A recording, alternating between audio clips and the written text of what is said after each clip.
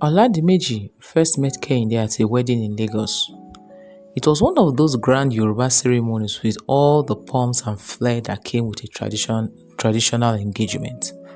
Oladimeji, a young and ambitious engineer, had reluctantly attended the event at the urging of his cousin, who insisted he needed to find a good woman and settle down. Little did he know that day would change the course of his life. Kehinde, a strikingly beautiful woman with almond-shaped eyes and an infectious laugh, caught his attention the moment she walked into the hall. She was the maid of honor, graceful in her peach-colored asoebi, effortlessly commanding the admiration of everyone around her. But it wasn't her beauty that captivated Oladimeji. It was her wit, intelligence, and the way she carried herself with confidence. They struck up a conversation during the reception, bonding over their shared love of literature and Nigerian jollof rice.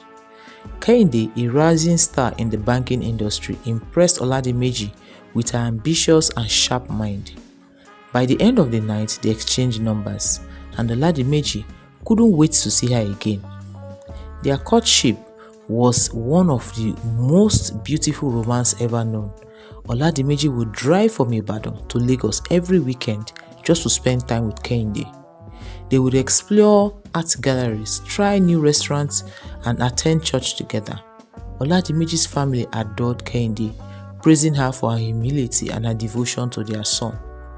When he finally proposed to her on a very quiet evening at Takwabe Beach, Kehinde said yes without hesitation.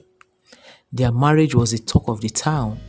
Kehinde's friend envied her, often calling Oladimeji the dream husband. He was hardworking, kind, deeply in love with his wife. They moved into a beautiful duplex in Ikeja, and Oladimeji construction business flourished. To the outside world, they were the perfect couple, a shining example of love and partnership. But behind closed doors, cracks began to form in their seemingly perfect union. Kehinde's demanding job often kept her late at the office, and Oladimeji's growing business meant frequent trips out of town. The long hours and physical distance started to take a toll in their relationship. Oladimeji noticed that Kehinde had become more distant. Oladimeji tried to bridge the gap, so he planned surprise date nights, bought her thoughtful gifts, and even suggested they take a vacation to rekindle their spark.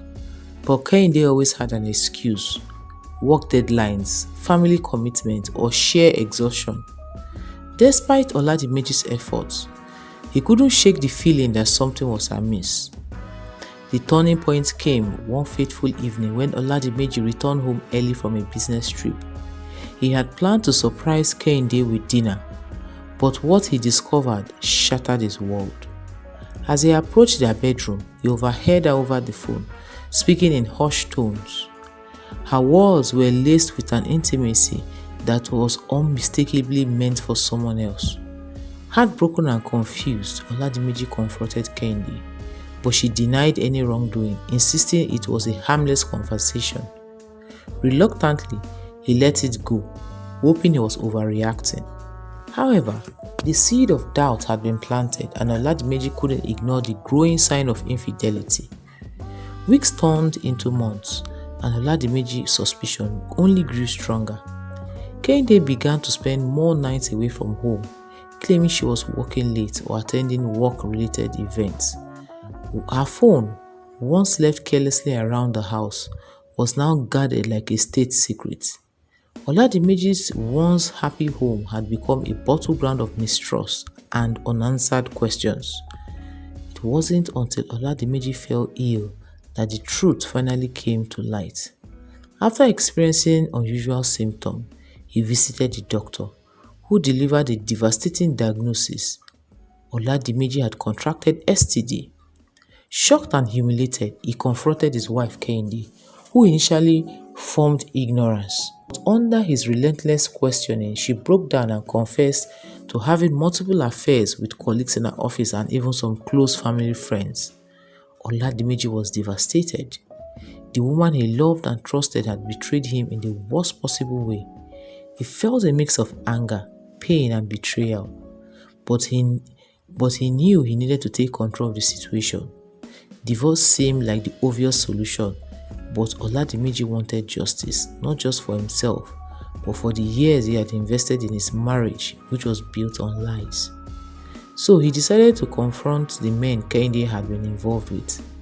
Armed with evidence from private investigators that he had hired, Oladimeji exposed their affairs to their spouses and employers. The fallout was catastrophic. Kehinde's once glowing reputation had been tarnished and a high-profile job was on the line. She became the subject of whisper and gossip. Her perfect image crumbled before her eyes. Oladimeji, however, refused to let the experience define him. He channeled his pain into his work, expanding his business and focusing on his personal growth.